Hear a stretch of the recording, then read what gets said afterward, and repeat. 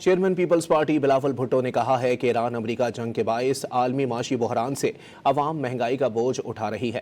واضح کیا کہ سندھ حکومت نے اس سلسلے میں سبسڈی فراہم کی ہے اور عوام کو زیادہ سے زیادہ سہولیات فراہم کرنے کے لیے کوشاں ہیں۔ صوبہ سندھ کا پورا یہ کوشش ہے کہ ہم جو عوام پہ معاشی مشکلات ہیں، جو سب سے پسماندہ طبقہ ہے، ان کو ٹارگٹ کر کے معاشی سہولت دیا جائے۔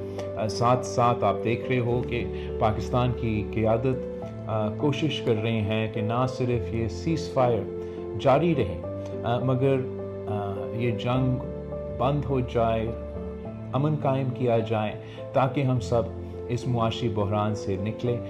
Chairman peoples party Bilawal Bhutto نے کہا ہے کہ ایران امریکہ جنگ کے باعث عالمی معاشی بحران سے عوام مہنگائی کا بوجھ اٹھا رہی ہے۔ واضح کیا کہ سندھ حکومت نے اس سلسلے میں سبسڈی فراہم کی ہے اور عوام کو زیادہ سے زیادہ سہولیات فراہم کرنے کے لیے کوشاں ہیں۔